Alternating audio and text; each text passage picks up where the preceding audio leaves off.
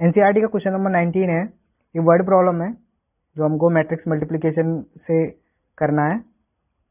तो इस क्वेश्चन में दे रखा है कि एक कोई बंदा है जिसके पास 30,000 रुपये हैं। जैसे मान लेना कोई एक लड़का है जिसके पास कितने हैं 30,000 रुपीज़ है, ठीक है। वो इन रुपीज़ को क्या करना चाह रहा है, 2 बैंक में इन्वेस्ट करना चाह रहा है। जितने भी इसके पास 30,000 रुपये हैं इनको 2 बैंक में इन्वेस्ट करना चाह रहा है। और ये बैंक, एक बैंक इसको, जो ये पहला बैंक मान ले रहा है, ये सेकेंड बैंक मान ले रहा है। बैंक या बॉन्ड्स जो भी है, इसमें बॉन्ड्स लिखा है। तो ये जो बॉन्ड है पहला वाला बॉन्ड, इसको 7% फर्स्ट वाला 5% देता है, 5% पर एनम का इंटरेस्ट देता है। मतलब जितना भी अमाउंट इसमें ऐड करेगा ये, उस पर ये क्या देगा, 5% पर एनम का इंटरेस्ट देगा। और जो सेकंड वाला बॉन्ड है वो इसको 7% पर एनम का इंटरेस्ट देगा, ठीक है। तो अब वो इसमें 30,000 में से कितने रुपए ऐड करे और इसमें कितने रुपए ऐड करे, जिससे कि उसे साल के एंड में 1,800 रुपये का इंटरेस्ट मिले। तो उसे टोटल इंटरेस्ट कितना चाहिए, टोटल इंटरेस्ट चाहिए उसको 1,800। तो ये क्वेश्चन था कि एक बंदा है, उसका 30,000 रुपये है, उसे कुछ इन्वेस्टमेंट इसमें करना है, कुछ इसमें करना है, जिससे कि उसे टोटल इंटरेस्ट 1,800 रुपये मिल जाए एक साल में। तो ये क्वेश्चन था। अगर हम बिना मल्टीप्लिकेशन के करते हैं, बिना मैट्रिक्स मल्टीप्लिकेशन के, तो हम सिंपल क्या करते, इसका इंटरेस्ट निकाल लेते एक साल का, इसका इंटरेस्ट निकाल लेते, दोनों को ऐड करके इसके इक्वल रख देते, ठीक है। तो वो ऐसे करके हो जाता। तो चलो पहले उसे करके देख लेते हैं उसी तरीके से जैसे हम लोग पहले से करते आ रहे हैं। तो मान ले रहे हैं कि इसने x रुपये दिए और इस वाले में बाकी के सारे रुपए दिए, बाकी के कितने बचे 30,000 थे, उनमें से x इधर दे दिए, बाकी के 30,000 माइनस x इधर देगा, ठीक है। तो अब हमें ये पता चल गया इधर x दिए, इधर इतने दिए। तो टोटल इंटरेस्ट देखो कितना होगा, इंटरेस्ट बाई फर्स्ट बैंक। तो फर्स्ट बैंक जितना इंटरेस्ट देगी प्लस सेकंड बैंक जितना इंटरेस्ट देगी, ठीक है, वो क्या होगा, टोटल इंटरेस्ट होगा, TI। तो टोटल इंटरेस्ट देखो कितना दे रखा है 1,800। अब फर्स्ट बैंक का कितना इंटरेस्ट हो जाएगा 5% ऑफ x, 5% ऑफ x। क्यों क्या करेगा वो 5% पर एनम देगा, लेकिन किस पे, जितना अमाउंट उसमें ऐड कर रहा है उस पे ही। तो 5% ऑफ x प्लस सेकेंड वाला क्या करेगा, सेकेंड वाला करेगा कि जितना भी इसमें अमाउंट ऐड होगा उसका 7% देगा ये इंटरेस्ट। तो क्या करेंगे 7% ऑफ कितना 30,000 माइनस x। तो इसको यहाँ पे लिख दे रहे हैं 30,000 minus x is equal to 1,800। तो ये बनी हमारी इक्वेशन। अब इसको क्या करेंगे, हम लोग सॉल्व कर लेंगे और x की वैल्यू निकाल लेंगे, जिससे हमें पता चल जाएगा कि उसने कितना इन्वेस्टमेंट किया है, ठीक है। तो चलो इसको कर लेते हैं। 5% परसेंट मीन्स पर 100, तो इसको हमने पर 100 की फॉर्म में लिख दिया। ऑफ का मतलब क्या होता है, मल्टीप्लाई, क्योंकि बोर्ड मास में हमने पढ़ा है ये ओ फॉर ऑफ। ऑफ का मतलब क्या होता है, मल्टीप्लाई होता है ऑफ x प्लस 7%, इधर भी ऑफ है, of 30,000 minus x is equal to 1,800, ठीक है। ये आया। अब देखो इसको सॉल्व कर लेते हैं। 5x upon 100 plus 7x upon 100, sorry 7 into 30 कितना हो जाएगा 210,000 माइनस 7x। 7 का मल्टीप्लाई मैंने इसमें कर दिया और इसमें कर दिया, ठीक है। तो इतना आया इज इक्वल टू 1,800। अब यहाँ से देखो एलसीएम तो सेम है, तो यहाँ से इसे कर लेंगे 5x माइनस 7x प्लस 210,000 और ये 100 है, 100 को हम क्या करेंगे इधर भेज देंगे तो कितना हो जाएगा ये 180,000। तो ये इक्वेशन आ गई हमारी। अब यहाँ से देखो सब्ट्रैक्ट करेंगे इन दोनों को तो क्या आएगा माइनस 2x। अब देखो 210 को इधर भेजेंगे तो ये नेगेटिव में जाएगा और इधर क्या है 180, तो 210 माइनस 180 और ये बड़ा है तो माइनस का बचेगा, इसे लिख दे रहे हैं। चलो पहले इसको माइनस 210,000। अब देखो इधर कितना बचेगा नेगेटिव 30,000, इतना ही तो बचेगा, minus 2x, negative negative cancel, तो x की वैल्यू यहाँ से आ जाएगी कितनी, 15,000 आ जाएगी। तो यहाँ से हमें पता चला कि जो x इन्वेस्ट कर रहा है, मीन्स इधर जो रुपए इन्वेस्ट कर रहा है वो कितने हैं, 15,000 है। ठीक है, अब हम लोग देखेंगे मैट्रिक्स मल्टीप्लिकेशन के तरीके से। ये तो हमने सिंपल इक्वेशन बना के किया है। अब देखो मैट्रिक्स मल्टीप्लिकेशन में अब मल्टीप्लाई करेंगे किन दो मैट्रिक्स का, तो वो देखो हमें यहाँ से पता चल रहा है, इंटरेस्ट हमें निकालना है ना, तो इंटरेस्ट में क्या करना है, इंटरेस्ट रेट इनटू अमाउंट। ये क्या है, 5% ऑफ एक्स क्या था अमाउंट, और ये क्या है रेट। तो हमें यहाँ से ये पता चल गया कि हमको दो मैट्रिक्स बनानी है, एक तो इंटरेस्ट रेट की और दूसरी अमाउंट की। ठीक है, तो अब हम दो मैट्रिक्स बनाते हैं और उनका मल्टीप्लाई करेंगे तो वहां से आंसर आएगा। तो अब उस वाले मेथड से भी करते हैं। ठीक है, तो देखो दो मैट्रिक्स बना ले रहे हैं अब हम। एक बनेगी किसकी, हमें निकालना है टोटल इंटरेस्ट। टोटल इंटरेस्ट ये शॉर्ट में लिख दिया है, total interest is equal to क्या होगा, इंटरेस्ट रेट इंटू अमाउंट, या फिर अमाउंट इंटू इंटरेस्ट रेट। ठीक है, तो हमें दो मैट्रिक्स चाहिए, एक इसकी और एक इसकी। टोटल इंटरेस्ट तो देखो हमें 1800 चाहिए, तो 1800 क्या हो गया, 1800 की हमने एक मैट्रिक्स बनाई, क्योंकि एक एलिमेंट है तो 1/1 की मैट्रिक्स बनेगी। इसका ऑर्डर क्या होगा, 1/1। अमाउंट की हमने बना ली, अमाउंट देखो यार इधर एक्स दे रहा है और इधर इतना, तो ये यहाँ पे हमने मैट्रिक्स बना ली 1000 माइनस एक्स इंटू, और एक बनेगी इंटरेस्ट रेट की। तो देखो एक्स रुपए किस में दे रहा है, 5% वाले में, तो यहाँ पे 5%, और ये कितने दे रहा है, 7% वाले में, 7%। ठीक है, अब बात आती है यहाँ पे, एक क्वेश्चन आता है दिमाग में कि हमने इस मैट्रिक्स में दो एलिमेंट थे, इसमें भी दो एलिमेंट थे, लेकिन हमने इस वाली मैट्रिक्स को हमने इस वाले फॉर्मेट में बनाया है, जबकि इस वाली मैट्रिक्स को हमने इस वाले फॉर्मेट में बनाया है। ऐसा क्यों, तो देखो ये हम लोग देखो कैसे पता करेंगे। पहली बात तो हमको देखो यहाँ पे कितना है, 1/1 ऑर्डर दे रखा है इस वाली मैट्रिक्स का, तो इन दोनों मैट्रिक्स का मल्टीप्लिकेशन होने के बाद 1/1 का ऑर्डर का आना चाहिए मैट्रिक्स। क्यों, क्योंकि हमें इसके इक्वल रखना है, और इक्वलिटी ऑफ मैट्रिक्स में क्या था कि जिन दो मैट्रिक्स का ऑर्डर सेम होता है वही मैट्रिक्स क्या हो सकती है, इक्वल हो सकती हैं। तो इसको इक्वल होना है इन दोनों के प्रोडक्ट से, मीन्स तो इनका आंसर जो है 1/1 मैट्रिक्स में आना चाहिए। तो देखो पहले इसका ही चेक कर लेते हैं, इसका ऑर्डर क्या है 1/2, 1 रो एंड 2 कॉलम, और इसका क्या है 2/1। तो कैसे करते थे, यहाँ पे करते थे 1 इंटू 2, इसका ऑर्डर लिख दिया एंड इसका ऑर्डर लिख लिया, इन दोनों को देखते थे, इसका कॉलम एंड इसका रो, तो ये दोनों सेम है। और जो फाइनल मैट्रिक्स आती थी आंसर मैट्रिक्स, उसका क्या होता था ऑर्डर, ये वाला होता था, तो 1/1। तो यहाँ से देखो 1/1 का आएगा, मीन्स यहाँ पे जो भी हम कर रहे हैं वो सही है, लेकिन बात आती है हम ऐसा ही क्यों कर रहे हैं। तो देखो यहाँ देखो मैं सारे पॉसिबिलिटीज बताता हूँ। देखो दो 2 और 1/2 की मीन्स जिस मैट्रिक्स में दो एलिमेंट हो उससे कितने तरह की मैट्रिक्स पॉसिबल है, तो देखो 1/2 की पॉसिबल है या फिर 2/1 की पॉसिबल है। तो दोनों ही मैट्रिक्स क्या है, दो एलिमेंट है, तो दो ही पॉसिबिलिटी है इनकी। तो देखो और मान लो दोनों को मैं ऐसे बना लूं,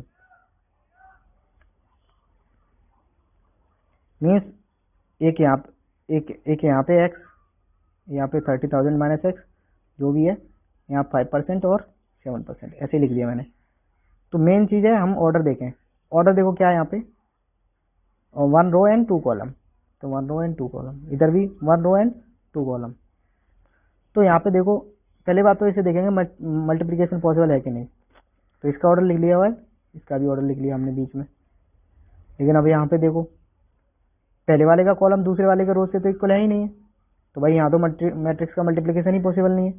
तो ऐसे तो हम बिल्कुल भी नहीं बना सकते मैट्रिक्स को, ये जो मैट्रिक्स दो दे रखी है इस फॉर्मेट में हम बिल्कुल भी नहीं बना सकते। दूसरा, अगर मैं दोनों को ऐसे बना देता, तो अगर मैं इसको ऐसे बनाता एक्स वाई जो भी है, और इधर भी दो एलिमेंट है, तो देखो इसका ऑर्डर क्या होता, 2 रोज एंड 1 कॉलम, तो 2/1। इसका भी 2 रोज एंड 1 कॉलम, इसका भी 2/1। तो यहाँ पे अगर हम देखते हैं यहाँ पे मल्टीप्लिकेशन पॉसिबल है कि नहीं, तो यहाँ पे देखते हैं तो यहाँ भी क्या है, इसका कॉलम इसके रो से इक्वल नहीं है, तो यहाँ भी मैट्रिक्स का मल्टीप्लिकेशन पॉसिबल नहीं है। तो हम इस तरीके से भी नहीं बना सकते दोनों मैट्रिक्स को। अब तीसरा केस आता है कि मैं पहली वाली मैट्रिक्स को ऐसे बनाता और दूसरी वाली मैट्रिक्स को ऐसे बनाता, ठीक है, कुछ भी हो। तो देखो इसका ऑर्डर क्या है, 2 rows and 1 column, 2 rows and 1 column. इसका क्या है, 1 row and 2 column, 1 row and 2 column. इसका देखते हैं मल्टीप्लिकेशन पॉसिबल है कि नहीं, 2/1 1/2।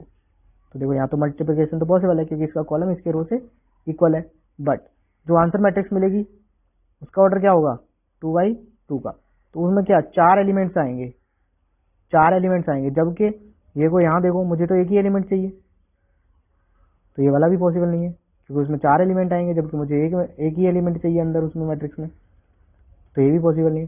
तो लास्ट क्या बचा, यही तो बचा, ये वाला। और वैसे भी हमें पता है मैट्रिक्स मल्टीप्लिकेशन कैसे होता है, रो का कॉलम में, तो रो मैट्रिक्स इधर कॉलम मैट्रिक्स, तो इसलिए हम ये वाली मैट्रिक्स बनाते हैं। ये तो मैंने बस एक डाउट्स क्लियर करने के लिए बताया ये सब, कि बाकी पॉसिबिलिटीज हमने क्यों नहीं ली हैं इसमें, ठीक है। तो ये जो है इसी फॉर्मेट में रखते हैं हम इसको ज़्यादातर क्वेश्चंस में, तो यही था। अब देखो क्वेश्चन पे आते हैं। क्वेश्चन में आप देखो क्या है, सिंपल मल्टीप्लिकेशन करना है इसका इसमें, तो देखो क्या करेंगे, मल्टीप्लाई कर लेंगे।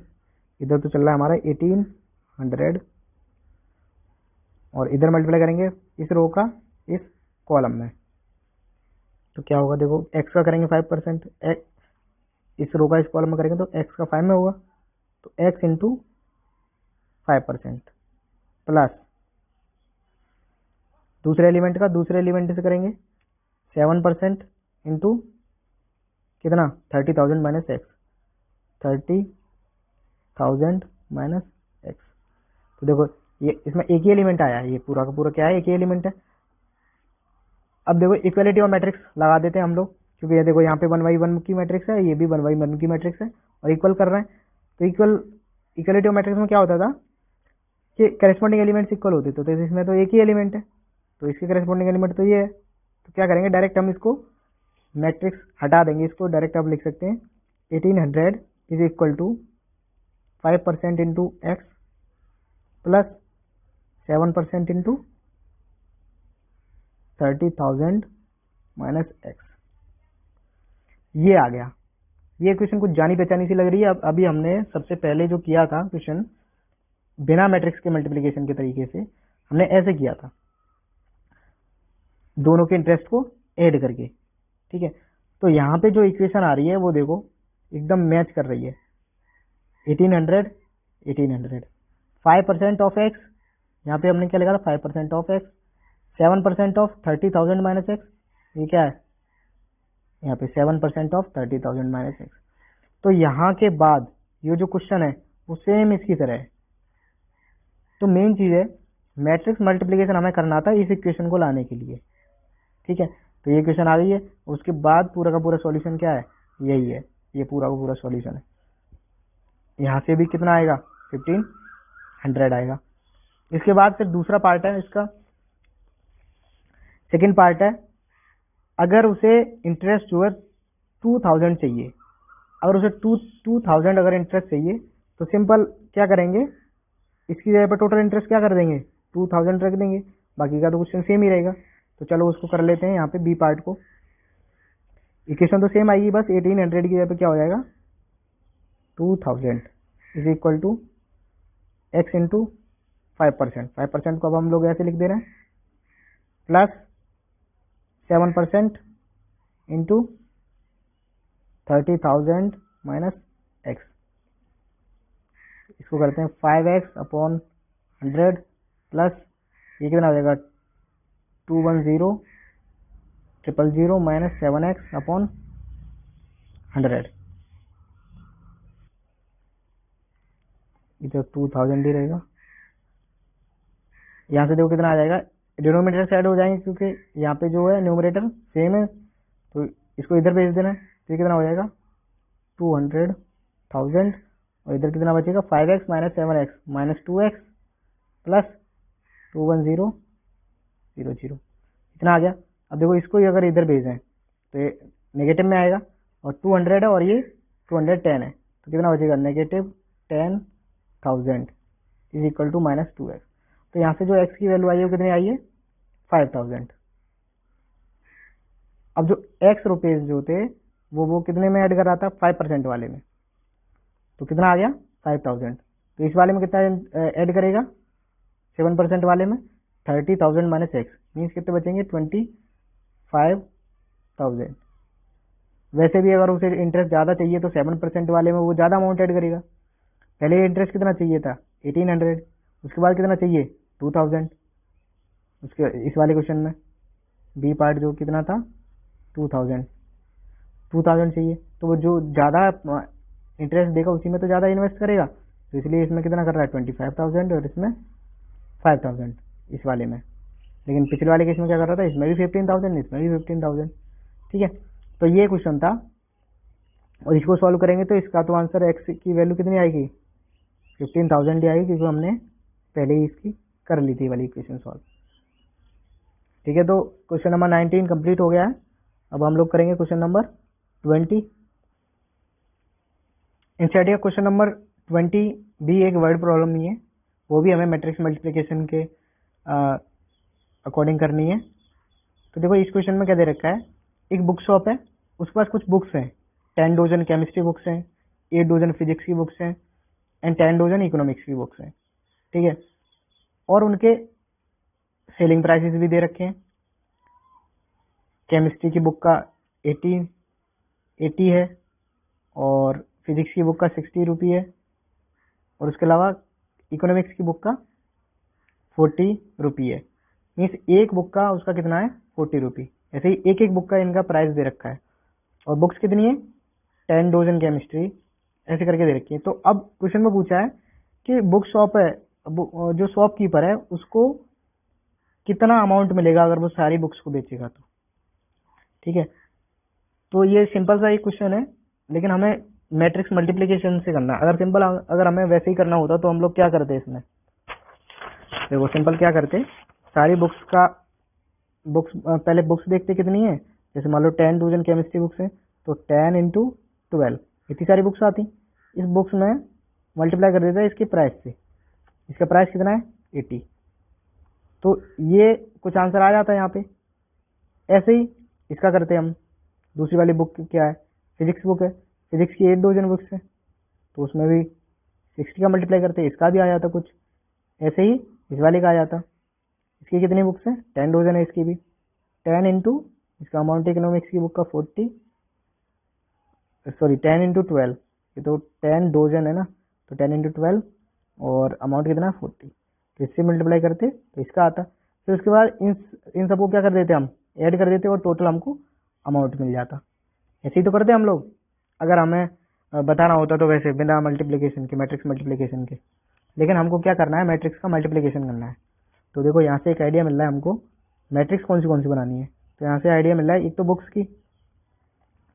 का मल्टीप्लाई करना है और दूसरी किसकी प्राइसेस की। तो दो मैट्रिक्स बनानी है हमको, एक बुक्स की और दूसरी प्राइसेस की। उन दोनों का मल्टीप्लाई करेंगे तो आंसर आ जाएगा टोटल अमाउंट। ठीक है, तो यहाँ पे हम वही करेंगे। पहले तो हम दो मैट्रिक्स बना ले रहे हैं।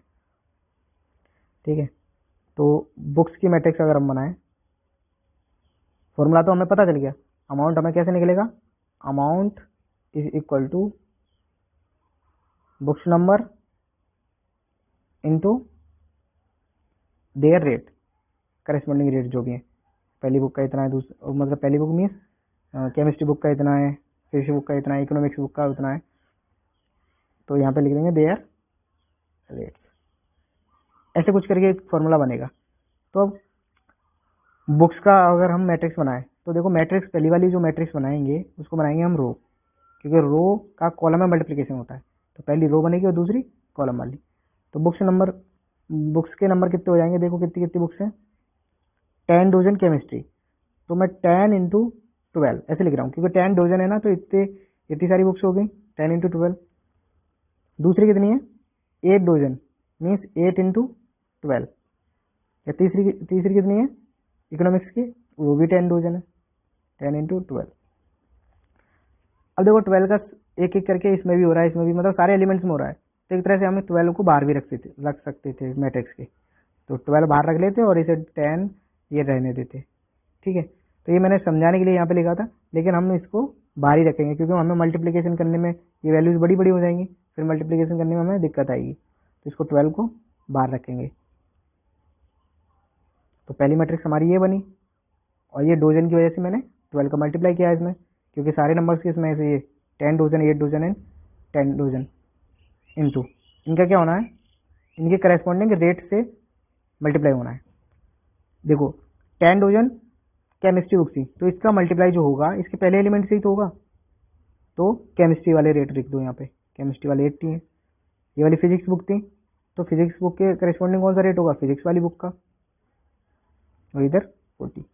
ये मैंने इसलिए बताया, बाई चांस क्या होता है कभी कभी हम 8 को इधर लिख देते या 10 को इधर लिख देते, ठीक है, तो क्या होता यहाँ पे भी जैसे जैसे मैं इधर चेंज कर रहा हूँ उसके अकॉर्डिंग मुझे इधर भी चेंज करना होगा, क्योंकि अदरवाइज हम क्या करते, इसका मल्टीप्लाई अगर इस मैट्रिक्स में करते तो अगर 8 इधर हो जाता 10 इधर हो जाता, और इधर हम चेंज नहीं करते तो 10 वाले का मल्टीप्लाई 60 में होता और 8 वाले का 40 में, जबकि रेट्स तो इनके अलग अलग हैं।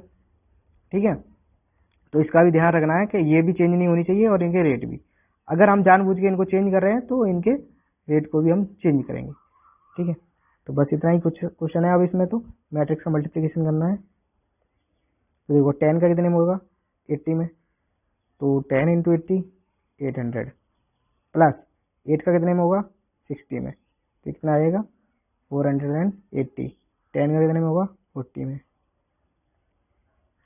इन सबको अब ऐड कर देना है, तो 12 और देखो 800 एंड 400, 1200 प्लस 400 एंड ये, तो कितना हो जाएगा 1680। इसमें क्या कर देना है 12 का मल्टीप्लाई कर देना है, वो आ जाएगा हमारा टोटल अमाउंट। कितना होगा 12 का अगर इसमें करेंगे तो कितना आ जाएगा, आंसर में लिख दे रहा हूँ डायरेक्ट, 160 इतने रुपए उसको उसके पास आएंगे, शॉपकीपर के पास इतना अमाउंट आएगा। ठीक है, तो मैट्रिक्स मल्टीप्लिकेशन वाले तरीके से भी करना कुछ खास नहीं है, लेकिन उसमें क्या करना है हमें, पहले हमको जैसे हम करते थे पहले, मतलब मैट्रिक्स के मल्टीप्लिकेशन से पहले जैसे करते थे उस तरीके को पहले करो, उसे ये पता करो कौन सी हमें मैट्रिक्स बनानी है 2, और ये ध्यान रखना पहली रो दूसरी कॉलम, क्योंकि रो वाइज कॉलम, रो का कॉलम में मल्टीप्लिकेशन होता है। ठीक है, इसलिए तो ऐसे करके फिर हम लोग निकाल सकते हैं आंसर। तो क्वेश्चन नंबर 20 भी कंप्लीट हो गया है। अब हम लोग करेंगे क्वेश्चन नंबर 21 एंड 22।